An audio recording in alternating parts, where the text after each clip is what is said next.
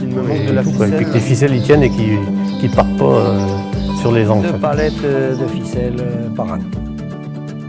Et mon objectif premier, c'est voilà, de faire de belles bottes et surtout de la densité. Je passe avec une Massey, une 2210, ouais, on fait à peu près 5000 bottes par an. Quoi.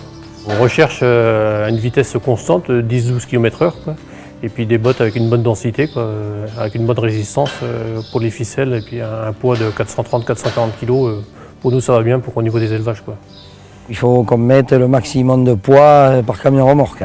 L'objectif sur le poids des balles est d'en mettre le plus possible pour gagner en place, en transport. L'objectif que j'essaye d'atteindre, c'est poids par botte d'une moyenne au moins de 350 kg. Voilà. L'an dernier, on a fait 7200 ballots.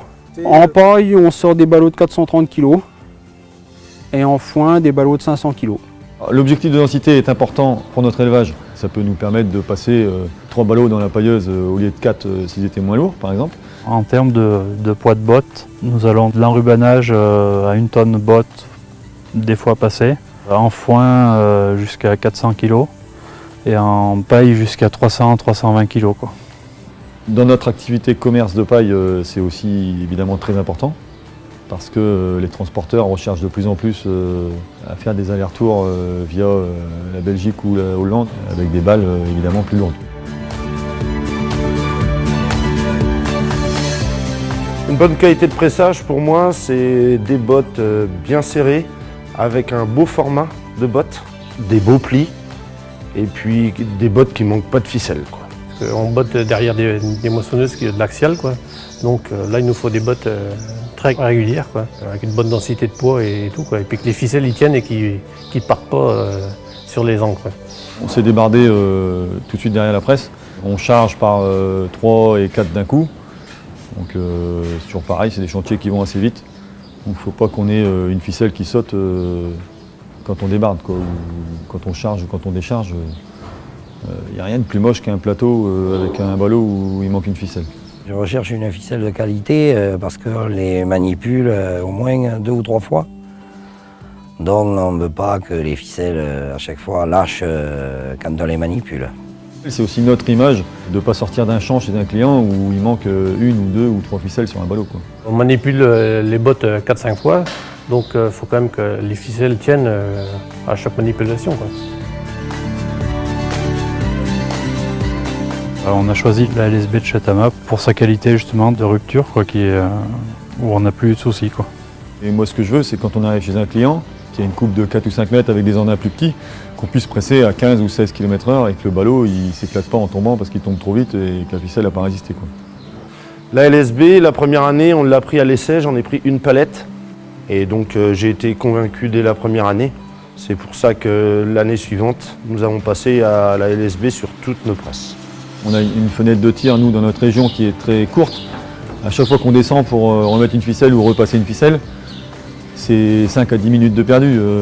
3 fois dans la journée, c'est une demi-heure et c'est 40 ballots. C'est du chiffre d'affaires de perdu, c'est de l'énergie dépensée à rien. Quoi. Il faut que cette ficelle soit très stable au niveau du nœud, éviter les glissements. Donc nous, là-dessus, on n'a pas de problème.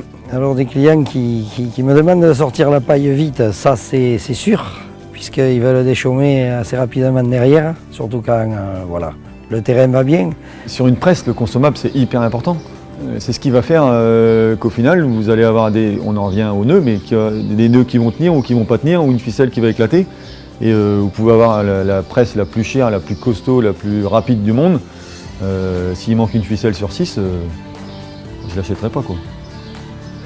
Je suis prêt à mettre un peu plus cher, mais je veux avoir de la qualité, je veux pas être embêté avec la ficelle, tout ça. Si on ne descend pas une seule fois du tracteur pour refaire un nœud ou pour retourner régler la machine avec des nœuds qui échappent, on ne regarde pas forcément le prix. On est prêt à mettre un peu plus pour être tranquille et avoir une qualité de travail supérieure. Quoi. Il y a des ficelles qui sont plus rigides que d'autres, je trouve. Et j'ai peur que moi, à la longue, ça amuse mes pièces sur les noueurs de la presse. C'est essentiel, pour réussir un bon nœud, il faut une ficelle de qualité, c'est-à-dire très souple, qui restera moins longtemps, qui va s'éjecter plus vite sur le noueur. Avec la LSB, ça se passe bien en termes de nœuds. Je la trouve un peu plus fine que celle qu'on utilisait avant. Donc déjà, le nœud est un peu plus fin, quoi. Quand le couteau coupe la ficelle, c'est une coupure qui est franche. Alors qu'avec l'ancienne marque, ça avait tendance à s'effilocher. Voilà. Oui, c'est vrai qu'avec la Tama, on n'a pas de soucis au niveau de liage et au niveau des nœuds. Il n'y a pas de glissement, rien du tout. Non, ça se passe très bien. Ouais. On a fait le choix de la LSB, produit unique qui va dans toutes les machines, mais on en est très content. Ce qui m'intéresse, c'est que les packs font 2800 mètres au total, donc j'ai beaucoup plus d'autonomie pour faire mes bottes. Ça évite le soir, quand il fait noir, de redescendre tous les demi-heures pour aller voir si on va être bon, si on va avoir assez, de se mettre un stress en plus. Une fois qu'on a rechargé à 20h, on tient largement la moitié de la nuit, quoi. On arrive à tenir largement toute la journée. L'autonomie sur les presses, c'est important. Aujourd'hui, nous arrivons à faire une journée de travail complète avec la LSB. Et le poids des bobines, le temps perdu sur la route a emmené ça. Aujourd'hui, avec la LSB, on est tranquille. Moi, ce produit, je l'utilise depuis 3 ans aujourd'hui. Et je ne cherche pas à utiliser une autre marque, honnêtement. Avec les 7200 ballots l'an dernier, la ficelle, zéro problème. C'est la deuxième année que j'utilise la ficelle Tama, enfin l'intermédiaire de classe. Je ne suis jamais descendu à cause de la ficelle. Dès le départ, on a utilisé la Tama et c'est vrai que ça fait 2 ans qu'on tourne avec et ça se passe bien. En 2016, j'ai voulu essayer et puis j'ai été content de la qualité de la ficelle. Donc après, moi j'ai continué à travailler avec Tama. Acheter une ficelle estampillée classe, pour nous, ça ne pouvait pas être une mauvaise ficelle, quoi. C'est pour ça que nous avons, dans un premier temps, fait confiance à Classe, qui nous a permis de découvrir Tama et aujourd'hui, on en est très contents.